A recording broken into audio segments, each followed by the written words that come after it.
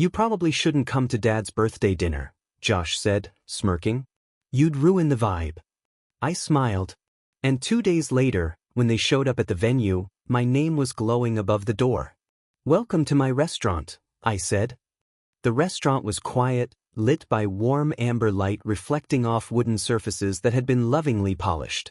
Eli moved behind the counter with quiet grace, wiping it down with a cloth, every motion unhurried and deliberate.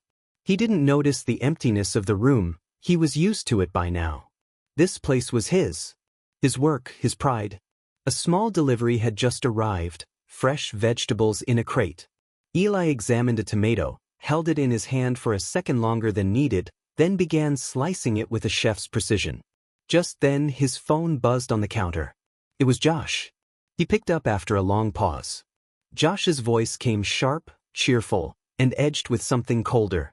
Hey, I talked to Dad. About the birthday dinner. Eli stayed silent, listening. Look, maybe you shouldn't come. It's gonna be a really classy place. And you know how Dad is. If you show up looking all, bistro owner in an apron, he's gonna feel awkward. Might even be embarrassed. Eli's fingers tensed slightly, still holding the tomato. No offense. Just trying to keep things smooth. A long breath. Yeah, Eli said, voice even, distant. I get it. He ended the call. For a moment, nothing moved. Then Eli looked around his small restaurant, the wooden chairs he had sanded himself, the handmade menu, the stove that never got a break. All of it suddenly felt small. He walked to the back without a word.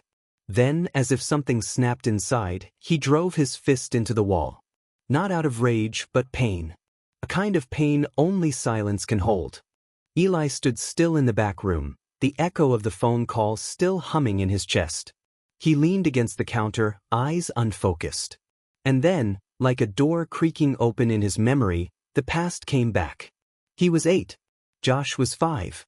Their father stood in the middle of the kitchen, holding Josh's hand and smiling at him like he was a prize. Eli, standing at the sink, was drying dishes. Let Josh go play, Eli. You're the big one, you help your mother.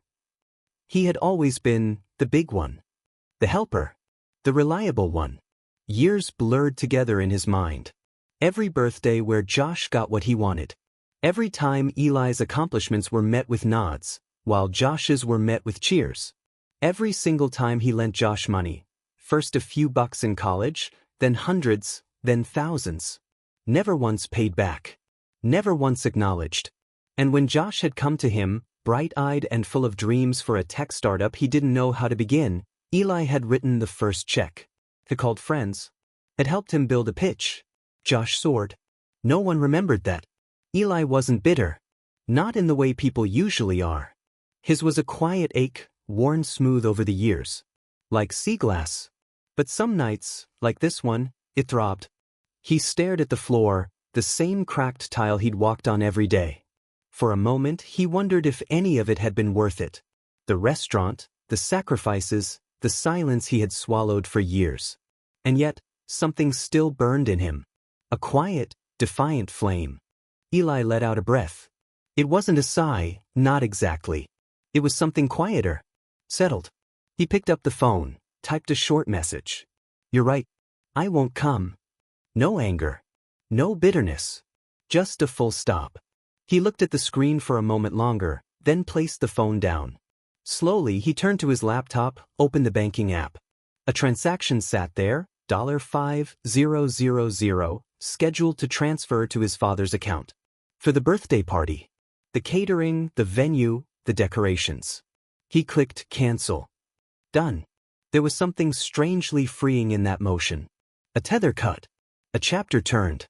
For years, Eli had tried to buy his place in the family, through effort, through silence, through generosity. He had thought, perhaps, one day they'd see him. Truly see him. But tonight had stripped the last layer of that illusion. If they thought he wasn't good enough, fine. He wouldn't argue. He would outgrow them. Not out of spite. But because he finally understood, their version of success had nothing to do with him. His life didn't need their permission to matter.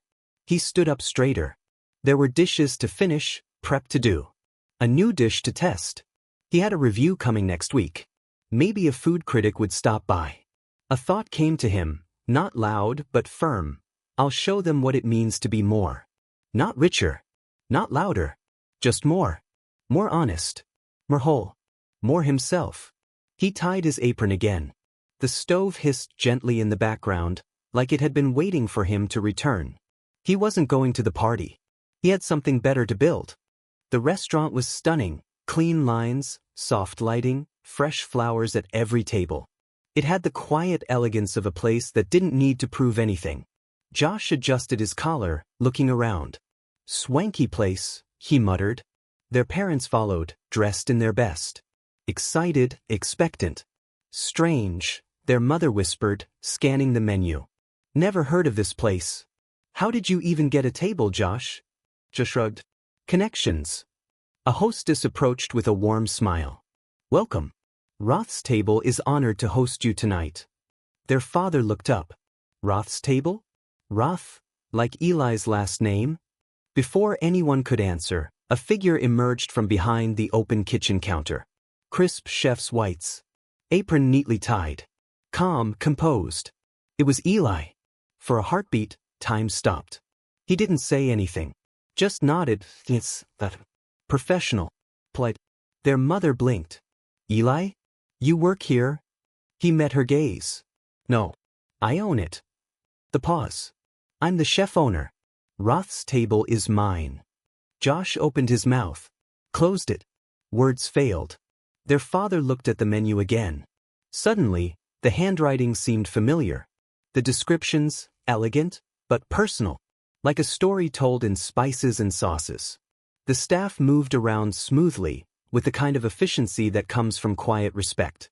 They weren't scrambling. They were proud. This wasn't a favor someone pulled for Eli. This was Eli. Everything, down to the signature dish named simply, Sunday broth. A gentle nod to memories that still lingered, even when the warmth didn't. Eli didn't linger. He gave a small bow, then turned back to the kitchen. He had guests to serve. Tonight, they weren't his family. They were his customers. Josh still hadn't spoken. His jaw clenched, hands balled into fists at his sides.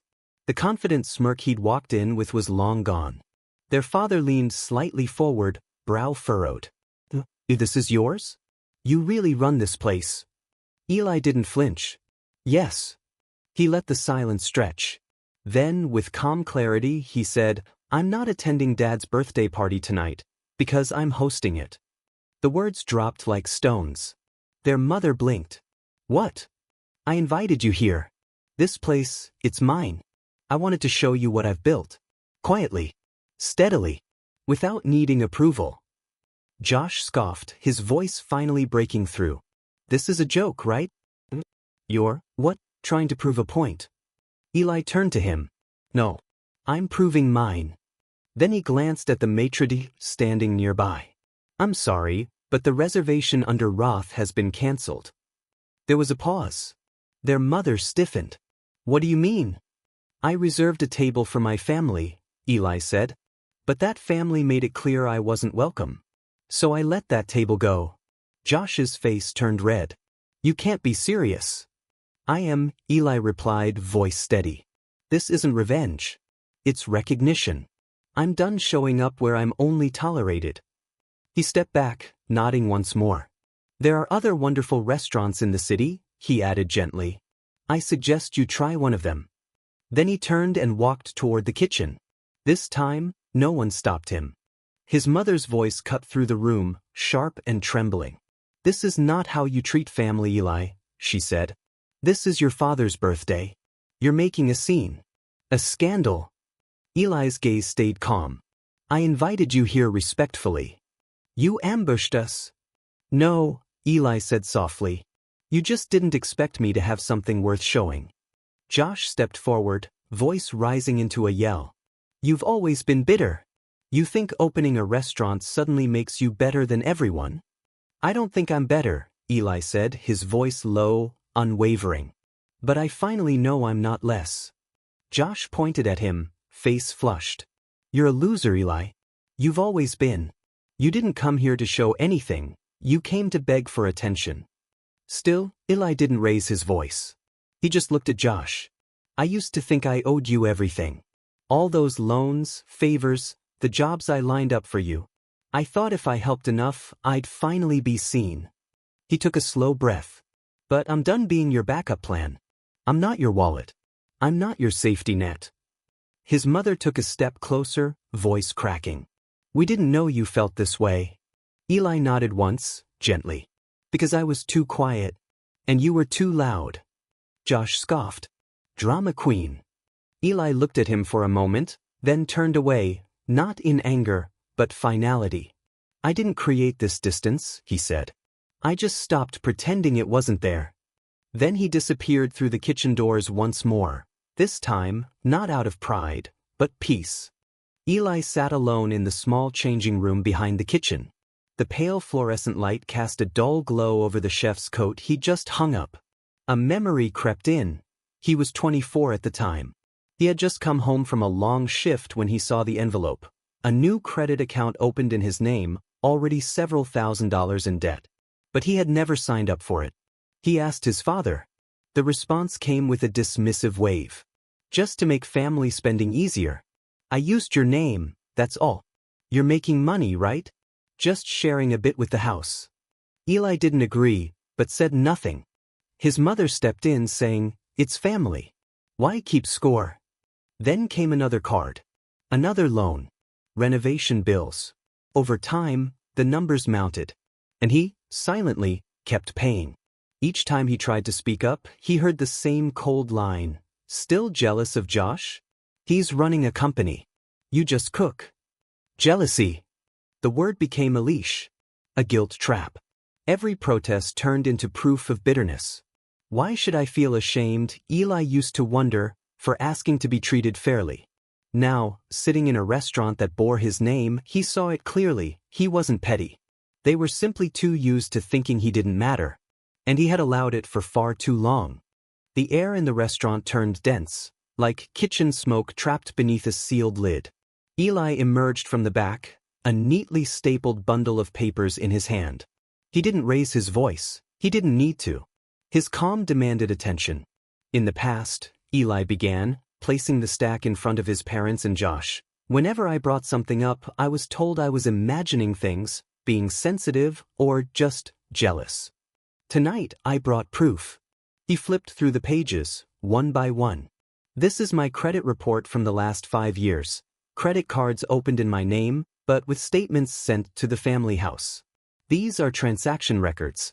Josh used them for flights, car rentals, business expenses. Josh jumped up. You're spying on me? This is an invasion of privacy. Eli didn't flinch. I'm not spying. These are debts in my name. I have the right to know what I've been made responsible for. Their mother rushed forward, trying to pull the papers away. Eli, you're making a scene. This is your father's birthday, not a courtroom. Eli looked at her, not with anger, just clarity. I'm simply putting the truth back where it belongs. His father remained seated, fingers clenched on the armrest. For the first time that night, he said nothing. No defense, no denial. He stared down at the table. And that silence said more than any words ever could. Just as the room began to settle from Eli's revelations, a woman's voice called out from near the entrance of the restaurant. Excuse me. I don't have a reservation, but I need to speak to Eli. To Josh. All heads turned. A woman stepped forward, long brown hair, composed posture, but with a weary look in her eyes. Eli blinked in surprise. Sophie? He said softly. She nodded. Josh paled instantly. I heard this restaurant belonged to Eli, Sophie said, her eyes locking with Josh's. I hesitated for a long time. But seeing you all here, dressed up, pretending like nothing ever happened, I couldn't stay silent. She pulled out a small folder from her bag. Josh used my identity to apply for 2 credit loans when we were dating. I only found out when I got denied for a mortgage. My credit was ruined. Josh stammered. It's not what you think. Don't, Sophie cut him off. Her voice was calm but firm. You used other people's names to live a life you couldn't afford. Eli wasn't your only victim. Eli stepped forward, standing beside her. He looked at Josh, not with anger now, but with resolution. "This time," Eli said, voice low and steady, "you've got nowhere left to hide." Josh looked down, speechless. Their mother sat in stunned silence. And their father looked at Sophie as if, for the first time, he was beginning to understand the consequences of enabling the son he thought he knew. The air in the restaurant grew thick, as if the weight of unspoken truths had collapsed the very walls around them. The silence didn't last long. Eli's mother stood up abruptly, her face flushed red with anger. "I can't believe you did this," she said, her voice trembling. "On your father's birthday. In front of everyone. Don't you understand what family dignity means?" Eli met her gaze, calm and unflinching. "I do. And I've upheld it longer than anyone should have," he replied. "But what you call dignity has just been a shiny mask over rot." "You're tearing this family apart?" she shouted. "No," Eli said, shaking his head. "I'm not tearing it apart. I'm just pulling off the mask." His father said nothing, eyes cast downward, hands folded, unmoving. Josh sat still, fists clenched, face burning with shame or rage or both. No one argued back. No one apologized. No one thanked Eli for speaking the truth. And Eli realized he didn't need them to. He untied his chef's apron, folded it neatly, and placed it on the table next to them. His eyes moved over each face, people who were once his family, once the audience of his endless desire to be seen. "Thank you all for coming," he said quietly. "The party's over." Then Eli turned and walked out of his own restaurant. No one called after him. And for the first time in years, his steps felt light. Early morning. Eli's new apartment sits on the third floor of an old, quiet building. It's small, just enough space for a single bed, a bookshelf, a wooden dining table, and an open kitchen. Nothing fancy, but everything here is his. No loans. No strings attached. Sunlight filters through the curtains, warming his face. For the first time in years, Eli doesn't wake to a ringing phone or anxiety over his bank balance. He slept through the night. No dreams. No obligations pressing against his chest. In the kitchen he brews coffee, measuring each scoop with care. No rush. No orders to fulfill. He takes out eggs, onions, a bit of cheese, a simple breakfast he hadn't made in years because he was always cooking for others. He opens the window. A breeze flows in. Outside, cars pass by, birds sing, and children kick a ball around in the courtyard below. Eli sits down to eat in silence. No accusations, no demands, no shadows pulling at him. No one calls to ask for favors. No more emails begging for a loan. No checking his bank account every weekend, fearing another emergency withdrawal he never agreed to. Just him, and a day that belongs to no one else. Eli glances up at a small chalkboard hanging in the kitchen, where he's written, "Cook for passion. Live for yourself." He smiles. For the first time, peace isn't a reward handed down by others. It's a decision he made for himself. The evening unfolded slowly. Eli was wiping down the kitchen counter, the last rays of sunlight casting a warm glow across the polished wood. Soft jazz trickled from the speakers, and the final guests were making their way out. The room, now nearly empty, breathed with a sense of peace that had taken years to earn. He stepped behind the bar and opened his small laptop. A notification blinked. From Joshroth. Subject: "You destroyed everything. Hope you're happy." Eli stared at the screen. He didn't open it. He didn't need to. One quiet click, delete. No bitterness, no drama. Just the end of a pattern. A sigh left him, not heavy, but cleansing. He didn't need explanations. He didn't want an apology. He wanted space. And he had it now. In the reflection of the front window, he saw himself. No longer the forgotten older brother. No longer the bank everyone borrowed from. No longer someone living in the shadows of what others expected. He was simply Eli, a chef, a restaurant owner, and for the first time whole. He once came across a quote: "Family isn't always about blood. Sometimes, boundaries are the only thing that keep us whole." Back then it sounded cold. Now it made perfect sense. Night settled in. Eli locked the restaurant door, slung his canvas knife bag over his shoulder. A soft breeze brushed past him. Summer just beginning. The city still hummed with noise and neon, but none of it pressed on his chest the way it used to. He walked off the block and didn't look back. Not escaping anything. Just moving forward. Finally, in the direction he chose.